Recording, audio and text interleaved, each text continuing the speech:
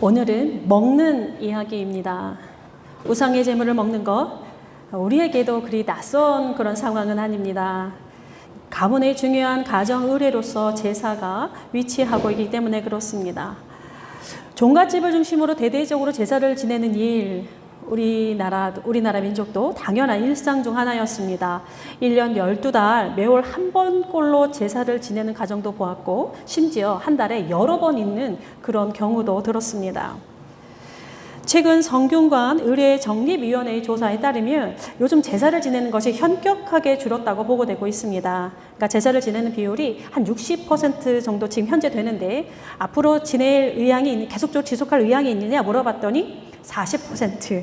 그리고 이제 그것도 지금 부모님이 계셔서라고 하는 단서가 좀 붙습니다. 점점 줄어들 거라고 하는 그런 보고입니다.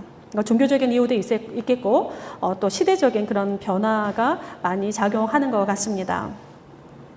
제사에 참여하는 문제, 제사 음식을 먹는 일, 처음부터 기독교 신앙과 가치관의 큰 걸림돌이 되었습니다. 이것이 화근이 되어서 수많은 생명을 사라져가게 한 우리의 아픈 역사도 이미 존재하고 있습니다.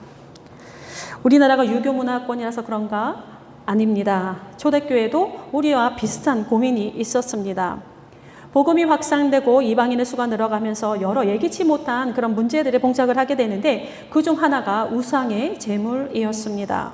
그러니까 사도들의 첫 회의, 사도행전 15장에 보면 예루살렘 공회가 이제 펼쳐지게 되는데, 거기에서 이렇게 말합니다. 성령과 우리는 이 요긴한 것들 외에는 너희에게 아무 짐도 지우지 아니하는 것이 옳은 줄 알았노니 우상의 제물과 피와 목매어 죽은 것과 음행을 멀리 할지니라. 이 편지를 들고 선교지로 떠난 사람이 바로 바울과 바나바, 유다와 실라입니다. 첫 사도회의에서 금한 것, 그 첫 번째가 우상의 제물이요.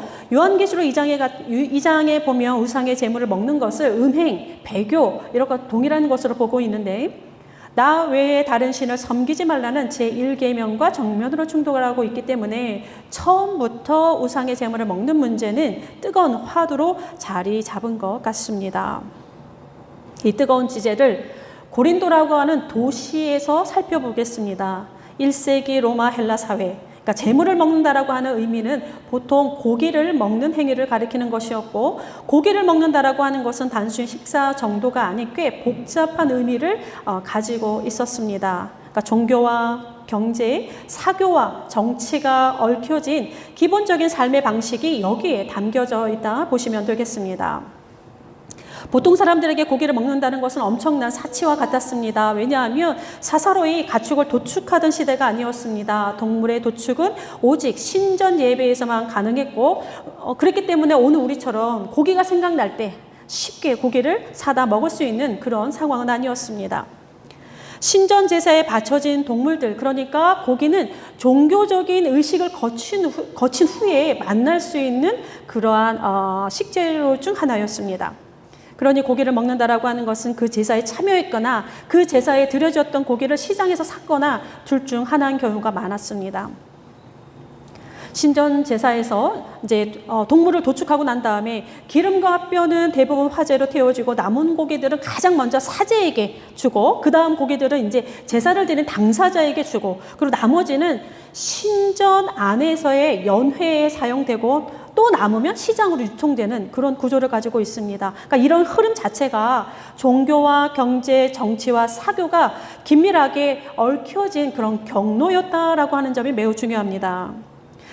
가장 먼저는 종교입니다. 신전 안에서의 제사하는 것, 당연히 이교도의 제사입니다. 제사라고 하는 것은 바로 그 신전에서 섬기는 신에게 충성한다는 뜻이요, 그 신과의 영적인 연합을 추구하는 가장 기본적인 행위입니다. 마찬가지로 여기서 예배하는 우리들도 그렇습니다. 두 번째는 신전의 연회장입니다. 신전의 연회장은 단순히 제사를 드린 후 어떤 축제를 한 그런 뒤풀이하는 장소, 그 정도의 단순한 의미가 아닙니다. 권력과 문화가 모이는, 지성과 철학이 집결되는 그런 장소가 바로 이 당시에 신전의 연회장이었다라고 하는 사실입니다. 때문에 신전 연회장, 바로 대표적인 귀족들의 사교 클럽의 중심이 되어 있던 그런 시대입니다.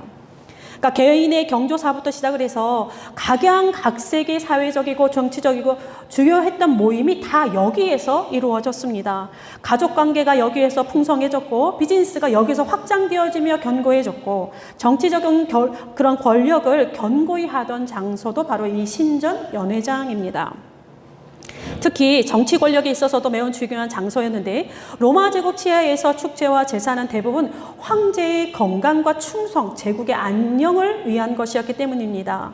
그러니까 이 연회에 참여하고 어울린다라고 하는 것은 로마 시민으로서의 자긍심이 있었고 또 로마의 질서에 참여한다라고 하는 또한 황제에 충성한다라는 그런 정치적인 메시지요 상징과도 같은 그런 행동이었습니다.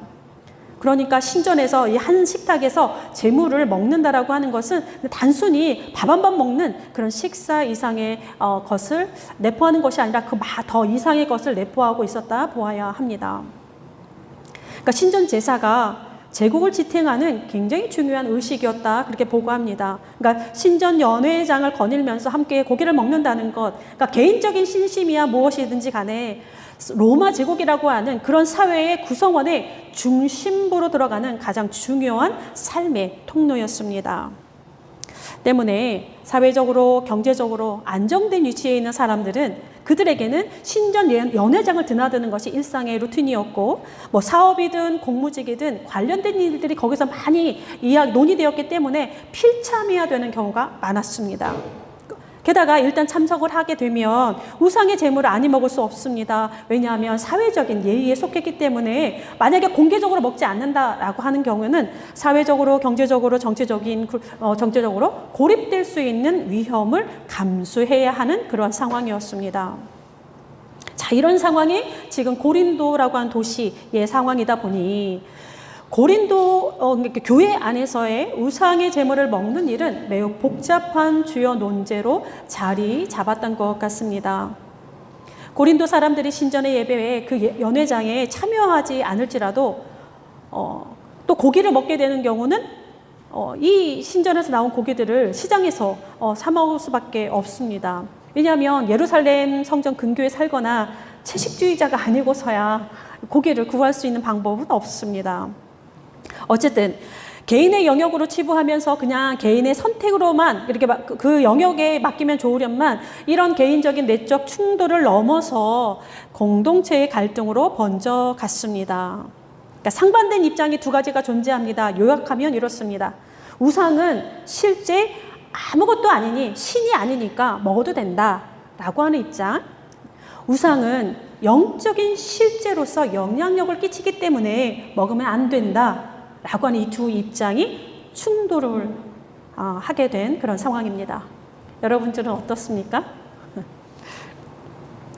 그러니까 고린도 성도들에게 이 문제는 그저 먹고 안 먹고의 단순한 것이 아니었습니다. 지식이 있다는 사람들이 우상이 허상인데 뭐가 문제냐라고 말하지만 다른 한쪽에서는 이 우상의 제물 때문에 우상의 제물 앞에서 마음이 흔들렸다라고 하는 사실입니다. 그러니까 머리로는 이해할 수 있을지 몰라도 마음으로는 자유롭지 못한 사람들, 바울은 이들을 가볍게 여기거나 지나칠 수 없었던 것 같습니다. 예전에 한 집사님이 제게 질문을 하셨습니다. 새 집으로 이사를 들어가는데 안방문 위에 이렇게 빨간 부적이 이렇게 붙어 있어서 참 개운치 않다고. 그래서 대답을 했습니다. 별거 아닌 종이 조각이니 깔끔히 떼어서 휴지통에 버리시면 된다고. 또 독실한 어떤 권사님이 계셨습니다. 종갓집 맏며느리이십니다. 제사 음식을 만들어야 되는 자신의 형편이 너무나 곤욕스럽다. 그렇게 말씀하시면서 나름대로 자구책을 마련하셨습니다. 본인이 만든 음식에 이렇게 십자가를 이렇게 그으신다는 거 하는 거예요. 자신만의 의식을 하십니다. 뭐 이뿐만이 아닙니다. 제사 음식을 모르고 먹으면 참 맛있게 잘 먹는데 먹고 나서 알게 되면 왠지 찝찝하고 좀 꺼림직하게 생각하시는 분들도 상당히 많이 보아왔습니다. 그러니까 머리로는 압니다. 부적은 한낱 종이 조각에 불과하고 노란색 바탕에 붉은 글씨를 확 휘갈려 쓴 그 글씨가 아무 힘도 없다라고 하는 것을 압니다. 제사 음식에 십자가를 긋는다고 해서 우리 손가락에서 무슨 영험한 무엇이 발사되는 것도 아니고 제사 음식은 그저 음식일 뿐이라는 것. 예.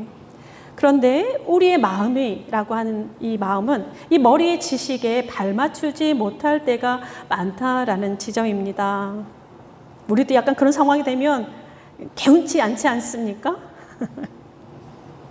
고린도 교회의 성도들 역시 그랬습니다. 더더욱 그랬겠죠. 우리와는 더더욱 그 삶의 그다음에 경제적인 사회적인 구조가 그러하니까 바울은 가장 먼저 명확한 우상의 제물에 대한 명확한 기준을 제시합니다. 우상은 아무것도 아니다. 믿는 자들은 자유롭게 뭐든지 먹을 수 있다. 그러니까 바울은 우상의 제물 자체에 대해서는 아무런 의미를 부여하지 않습니다. 먹는다고 해서 어떻고 안 먹는다고 해서 어떻지 않다. 상관이 없다. 먼저 명확하게 이야기를 합니다. 7절에 그러나 여기서부터 바울은 전혀 다른 이야기를 합니다. 지금 먹느냐 마느냐의 문제가 아니라 어떤 음식이냐가 아니라 사람을 부각시킵니다. 그러니까 나의 자유로운 행동이 다른 사람에게 어떠한 영향력을 주는가라고 하는 것에 방점이 찍힙니다. 오늘 본문에서 이 8장에서 가장 중요하게 다뤄지는 두 개의 단어가 있습니다. 지식과 자유라고 하는 단어입니다. 지식은 뭐 아시는 바와 같이 뭐 인식, 깨달음 이란 뜻인데 단순한 정보 습득의 이상의 것을 말하고 있습니다. 그러니까 경험적으로 직관적으로 깨닫는 깊은 지식을 이야기를 하는데 자유는 보통 어떤 구속감이 없는 무엇에 얽매이지 않고 마음대로 할 수 있는 그런 상태에 우리가 그렇게 생각을 하는데 본문에서의 이 자유는 그런 단어가 아닙니다. 어떤 단어냐면 권력이라고 하는 단어예요. 이 자유가 우리가 생각하는 자유라는 단어가 아니고 헬라어 단어라는 권력, 권한, 권리라고 하는 단어가 사용되었습니다. 그러니까 구속과 얽매임의 정도가 아니라 구속과 얽매임의 상황을 좌지우지할 수 있는 권한을 가진, 권력을 가진, 권리를 가진 자들을 의미하고 있습니다. 그러니까 가만 보아하니까 지금 바울의 메시지는 누구를 향하고 있느냐? 지식이 있는, 권력이 있는, 권한이 있는, 그래도 되는 사람들을 향하고 있는 것을 우리가 알 수 있습니다. 그러니까 지식이 있고 권리가 있다는 것은 무엇입니까? 사회적으로, 경제적으로, 또 정치적으로 어느 정도 위치에 오른 사람들을 뜻합니다. 그러니까 우상의 제물을 먹는 일이 그냥 자연스러운 일상이 되는 그런 사람들입니다. 그러니까 자신들이 먹고 마시는 것에 대해서 나름대로의 식견들도 있습니다. 뭐 우상의 제물이 뭐 우상은 아무것도 아니다라고 지금 바울이 말하고 있는 지식들을 다 갖고 있는 사람들입니다. 근데 이들이 가진 이 권한과 권리가 자신들의 행동에 정당성을 부여했기 때문에 이들은 거침이 없었습니다. 게다가 이들이 뭐 딱히 잘못한 것은 없습니다. 소신 있게 지식이 있는 사람답게 자신의 권리를 사용하고 있을 뿐입니다. 이들이 뭐 다른 사람들에게 것을 착취하거나 억압하거나 도둑질해서 그런 먹는 그런 일 따위를 일삼는 그런 사람들도 아닙니다. 바울은 그러면 괜한 시비를 거는 건가? 라고 하는 생각도 듭니다. 바울은 이들이 가진 지식, 이들이 가진 자유, 그러니까 이들이 가진 권한, 권력이 그것을 문제 삼고 있지는 않습니다. 대신 지식과 권한을 소유한 사람들이 그렇지 못한 사람들에게 미치는 영향력, 거기에 집중하고 있습니다. 그래서 1절에 이렇게 시작을 합니다. 지식은 교만하게 하며 사랑은 덕을 세우나니. 9절입니다. 너희 자유가, 너희의 권력이, 너희의 권리가 믿음이 연약한 자들에게 걸려 넘어지게 하는 것이 되지 않도록 조심하라. 여기 걸림돌이라고 하는 단어가 사용되어 있습니다. 지식이든 권리든 가진 자들은 그것들을 별 대수롭게 생각하지 않을지도 모르겠습니다. 그러나 내가 가진 지식이, 내가 가진 권한이 그렇지 못한 사람들에게 내 의사와는 상관없이 걸림돌이 될 수 있다라고 하는 그런 사실을 지금 이렇게 건져 올리고 있습니다. 그러니까 약한 자들을 넘어뜨릴 수 있다라는 것까지 생각해 주라. 지금 바울은 이야기를 합니다.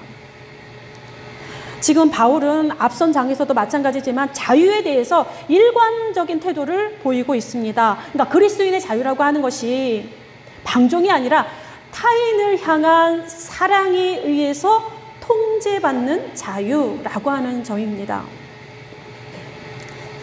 로마 시대 기독들에게 불문율이 있었습니다. 고귀하게 태어난 사람은 고귀하게 행동해야 된다라고 하는 그런 건데, 이를 대표하는 말이 디그니타스와 아우리토리타스라고 하는 그런 단어입니다. 그러니까 위엄, 품격, 권위라고 하는 단어가 이제 굉장히 중요한 단어인데, 그러니까 신분이 높으면 높을수록 거기에 걸맞는 사회적인 의무를 다해야 한다라고 하는 것입니다. 그러니까 신분이 높고 고귀할수록 사회적인 약자를 배려하고 실천해야 한다. 이렇게 그들에게 있었습니다. 그러니까 기독들의 자발적인 희생 없이 사회의 고귀한 가치들은 지켜질 수 없다. 그렇게 생각을 했습니다. 바울은 여기에서 한 걸음 더 앞으로 나아갑니다. 로마의 귀족들이 신분에 걸맞는 품격과 책임을 다하면서 공동체 전체를 어떤 게 상승하도록 이끌었다고 한다면, 바울은 그리스도인으로서의 책임, 그러니까 사랑의 책임을 가지고 그 공동체를 구성하고 있는 한 사람 한 사람, 특히 소외되고 연약한 사람들을, 그러니까 변두리의 사람들을 세상의 중심으로, 공동체의 중심으로 지금 끌어내고 있습니다. 약한 형제가 나로 인하여, 똑똑한 나로 인해서, 권리 있는 나로 인해서 실족하는 일이 없어야 된다라는 것입니다. 이는 주께서도 하신 말씀입니다. 마가복음 9장에 말씀합니다. 누구든지 나를 믿는 이 작은 자들 중 실족하게 하면 차라리 연자맷돌이 그 목에 매어 바다에 던져지는 것이 나으니라. 누가복음 17장입니다. 실족하게 하는 것이 없을 수는 없으나 그렇게 하는 자에게는 화로다.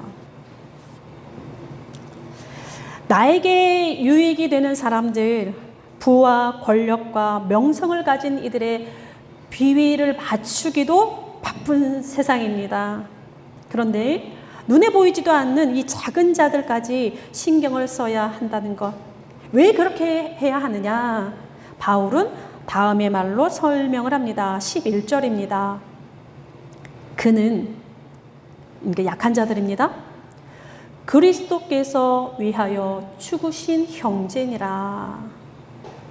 나를 위해 죽으신 그가 내가 무심하게 지나치는 그를 위해서도 죽으셨다라고 하는 사실. 나를 위해 죽으신 예수 그리스도가 내가 약하다 여기면서 가벼이 대했던 그를 위해서도 동일하게 자신의 생명을 내어 주셨다라는 사실을 기억하라는 것입니다.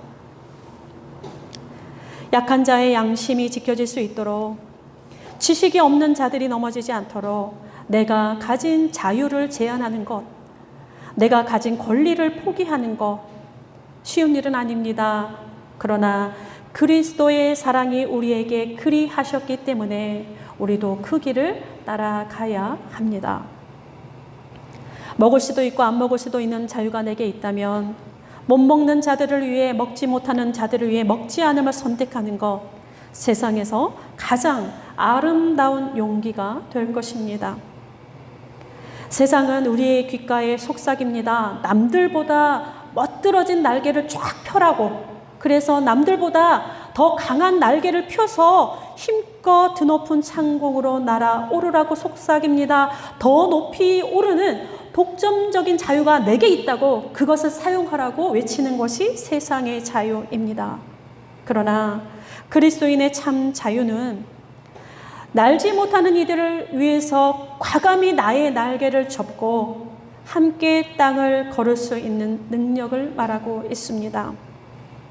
지식도 자유도, 고난도 권리도 사랑을 위해서, 덕을 위해서, 교회를 위해서, 약한 사람들을 위해서 사용하지 않는 것, 세상에서 가장 아름다운, 가장 고귀한 그러한 자유가 될 것입니다. 주께서 십자가의 길에서 그리 하신 것처럼 말입니다. 기도하겠습니다. 나와 너, 우리 모두를 하나님의 형상대로 지으신 하나님, 나와 너, 우리 모두를 위해 십자가의 길을 걸으며 생명을 내어주신 주님, 나도 너도 우리도 모두 행복해야 하는데, 그런데 자주 있습니다. 멋진 날개로 드높은 창공을 힘차게 비상하는 나의 능력에 취하고 더 높이 오르는 나의 모습에 부러움과 박수를 치는 이들이 많아지니 땅이 보이질 않고 형제가 보이질 않습니다. 메마르고 거친 땅을 맨발로 걸으며 실족하여 넘어지는 너가 있는데 어제보다 더 취약한 상태로 내몰리는 너가 너무나 많은데 우리의 아름다운 연회장은 화려한 커튼으로 드리워져 너의 긴 한숨과 슬픈 눈물을 보지 못하게 합니다. 주님, 우리를 불쌍히 여겨 주옵소서. 너를 사랑하기 위해 날개를 접을 수 있는 힘을 주시고 너와 함께 걷기 위해 느린 걸음으로 땅을 밟을 수 있는 용기를 주옵소서. 예수 그리스도의 이름으로 기도드립니다. 아멘.